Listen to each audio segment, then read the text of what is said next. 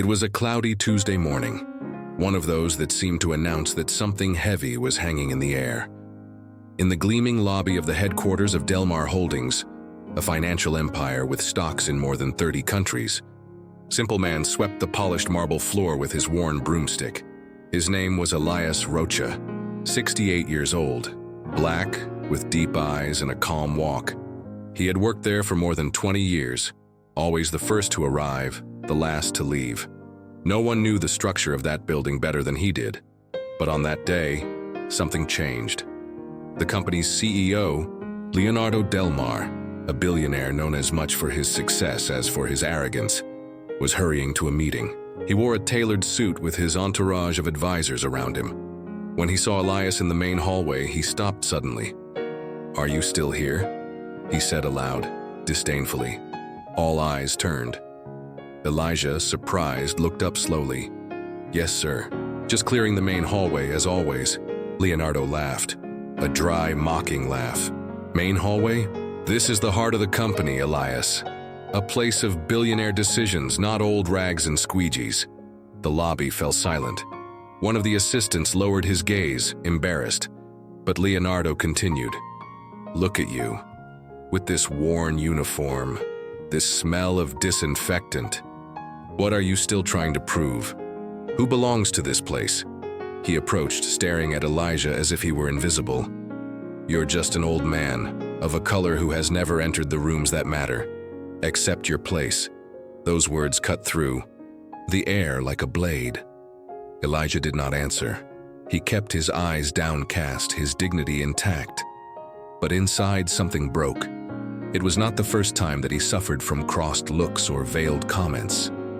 But never before had anyone been so direct, so cruel, so aware of the power he exercised in humiliating. Leonardo turned his back as if nothing had happened. The group of executives followed him in silence. None of them looked at Elijah. None said anything. Elias stood there. His hand squeezed the handle of the broom tightly.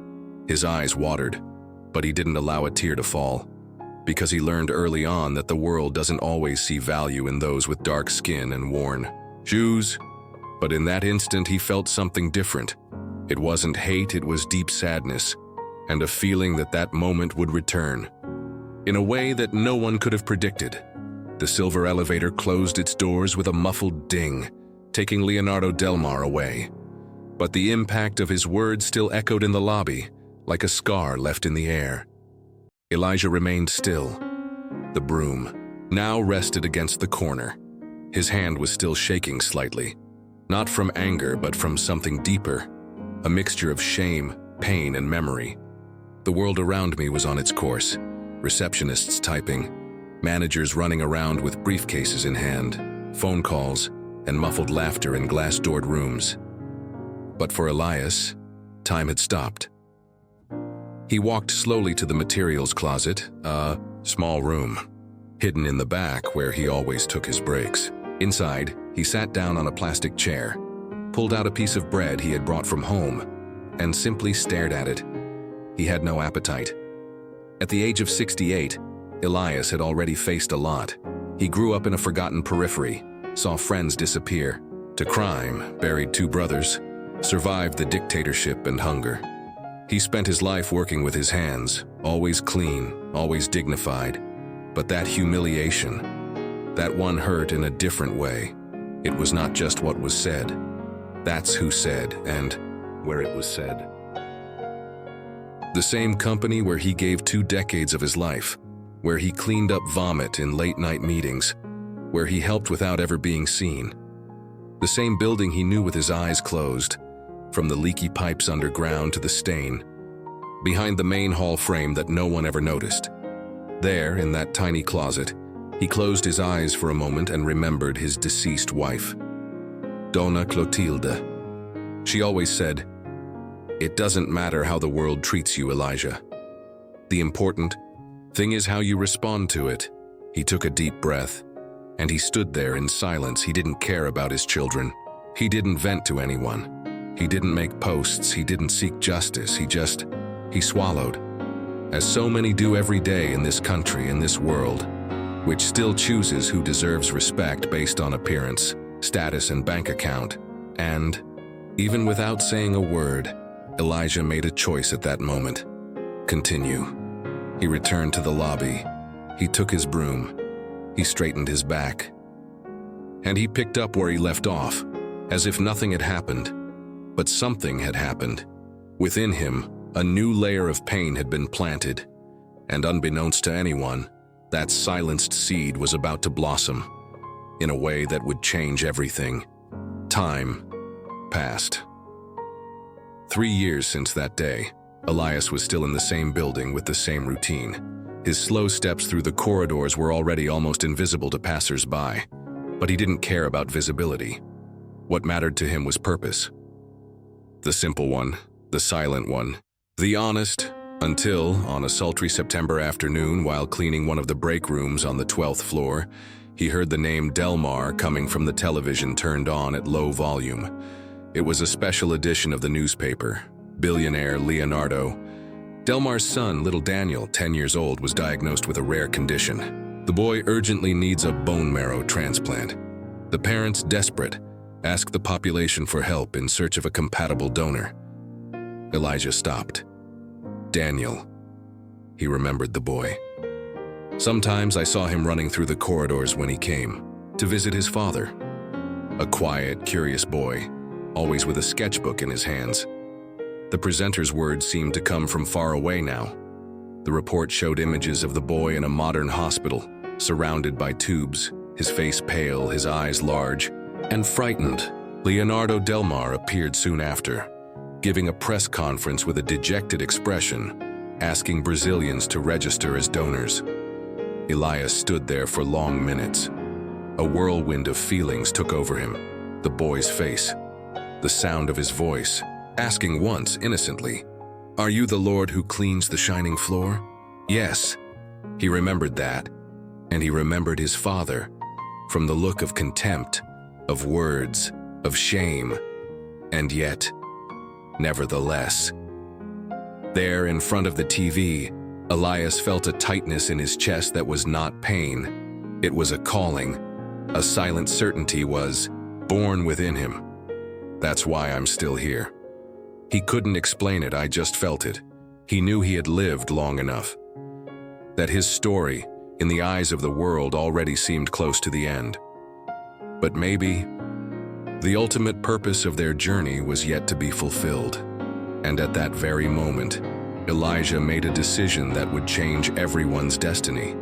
He would audition, and if it was compatible, he would save the boy. Even if it was the son of the man who had humiliated him, even if he was never recognized, even if it cost everything, because some people don't act by status, nor for revenge, they act out of love. 2 days after watching the report, Elias took a crowded bus and went to the Central Public Hospital, where a mobile unit of the bone marrow donation campaign was installed. The line was long, made up of young people, adults, the elderly, all touched by the story of the boy Daniel Delmar. Elijah waited in silence, with his ID crumpled in his hands and his heart tight in his chest. When it was his turn, the nurse attended to him kindly. "Do you want to register as a donor? I want to do the full exam to see if I'm compatible with the boy from TV." The nurse looked at him with surprise but smiled. "Of course, sir, you can sit down. It's going to hurt just a little bit, okay?" He smiled back. "I've felt much worse pain, lady." After the exams, Elias returned home. He didn't tell anyone, not even for their children, nor for his colleagues at work, nor for the pastor of the church. He kept that decision in his heart as if it were a secret between him and God. 2 weeks later, the hospital called. He answered with trembling hands. "Mr. Elias Rocha?" "Yes, we have news. You are 100% compatible with the boy Daniel Delmar. This is very rare. Do you want to continue with the procedure?" There was a pause. Not because Elijah had doubts, but because he needed to breathe. At that moment, flashes flashed before his eyes. The smile of the deceased wife, the children when they were little, the halls of the company, the humiliation he suffered, and the boy, so fragile, so full of life ahead. Yes, I accept. Do you understand the risks of the procedure? Yes. Do you wish to reveal your identity to the patient's family? No, I don't need that. Alone. I want him to live. On the other end of the line, the attendant was silent for a few seconds. I almost didn't know what to say. Elias hung up the phone and sat down in his rocking chair. Outside, the sky was cloudy, but a beam of light pierced the clouds. He looked up at the sky and murmured, "Maybe my mission here was never to be great, but to do something big." The following week, he passed all the tests. He was hospitalized in silence, and he donated. Do starts from Essie. He donated his energy, your story, your time. And he never told anyone, because his gesture was greater than pride, bigger than the grudge, even bigger than himself. It was about life, on purpose, about forgiveness. The white room of the hospital smelled of alcohol and serenity. Elias was lying in thin blankets, with sensors strapped to his chest and a slowly dripping serum. He had already signed the papers. I had already heard the risks. He had already looked the doctor in the eye and said without hesitation, "If I can save a life, so anything goes." There, between cold machines and technical voices, Elias felt at peace. He knew what he was doing, and more than that, he knew why he was doing it. While the professionals moved with precision, preparing the equipment for the removal of the bone marrow, Elias closed his eyes and remembered Daniel, the boy with attentive eyes who, years before, had stopped in the corridor and said, "Are you the one who makes the ground shine?" Elias smiled. That day, he did not answer. But now, lying on that bed, his heart said, "Yes, my son, and today, it's your life that I want to make shine." The procedure has begun. Long, painful, exhausting. But Elias did not complain. He never complained, not even when the weariness of the world weighed down his weary back. There, at that moment, he delivered what was most precious to him, his own essence. On the other side of the city, in a luxury hospital, Daniel received the marrow with hope and fragility. I didn't know who the donor was. Nobody knew. The only information provided to the family was an anonymous, compatible donor. Very rare, a real blessing. Leonardo Delmar, the father, moved and relieved, shook his son's hand tightly. Little did he know that his boy's life was being restored by the same man who, years before, he chose to diminish, humiliate, go out like a light. But Elijah was not seeking justice. He didn't want the spotlight, or recognition, or forgiveness. He wanted peace, and his peace was in giving. After the procedure, Elias was under observation for a few days, silent, grateful, taking a deep breath, looking at the ceiling, feeling that his body was tired. But your soul, light. At discharge, the nurse offered him help to fill out a form that could, in the future, allow contact with the recipient's family. He smiled and refused. "You don't have to. If he's alive, I've already won everything." He left the hospital with a simple bag and a slower step. But his eyes, his eyes, carried something that no money, no power, no fame could ever buy. A purpose fulfilled, and so Elijah came back into his life, to your closet in the back of the company, for your rocking chair, to the silence that he has always inhabited with dignity, and no one knew, because the greatest heroes of real life don't always make headlines. This part touches directly on one of the strongest triggers for viralization: anonymous altruism. The idea that there are still good people who do good without expecting anything in return. And this is deeply moving. Do you want me to continue with the sixth topic? The gratitude that molds a man. Time passed. Daniel Delmar recovered well. So well that in the eyes of those who saw him, no one would imagine that he was once between life and death. But there was something that no one saw. Something he never forgot. Someone had given him another chance, someone he never met, someone who saved your life. In silence, as the years passed, the question grew inside him like a deep root. Who was the man who saved me? Daniel tried to imagine a young man, a doctor, an unsung hero, but something inside him, an intuition he couldn't explain, always said he was someone simple and great at the same time. At the age of 18, when the law allowed it, he asked the hospital for the right to know more about his donor. Not the name, just dashes, features. He received an official letter with a few words. Man, 68 years old at the time of donation. Profession, general services. Last known occupation, cleaning assistant. Reason for donation, volunteer. He did not request contact. He did not accept compensation. I wanted to remain anonymous. Daniel read and reread that letter more than 20 times, and he cried. She cried like she had never cried before. The penny dropped. It wasn't just gratitude. It was a debt of the soul. He didn't know the name, nor the but she knew that this man had taught her the greatest lesson of her life, without saying a single word. And there, in that silent room, Daniel made a promise. If he gave me another chance, so I'm going to use it to make a difference. From that day on, everything changed. Daniel refused the easy ways of his father's empire. He did not want to repeat the mistakes that had marked the family's past. He began to study about social justice, inequality, the invisibility of ordinary people. And the more he learned, the more he understood the greatness of that man's gesture. With each article on structural racism, he saw the contrast between the power he had inherited and the dignity that another man with almost nothing had offered. That's when Daniel decided that gesture would save more than his life. It would save your worldview, and it would shape who he would choose to be. He would not be just the son of a billionaire. He would be the legacy of an anonymous man who did the impossible for him. This moment in the narrative brings one of the most powerful arcs for engagement, the transformation of a privileged character through empathy. That's when the audience sees hope in the new generation, in the change of consciousness, and is inspired. At the age of 25, Daniel Delmar was a man of education, eloquent, and heir to a financial empire. But unlike his father, he didn't wear expensive suits or cold words. He wore simple t-shirts, rode public transportation by choice, and had an unwavering thirst to give back to the world all that he had received, especially that which he could never give back directly.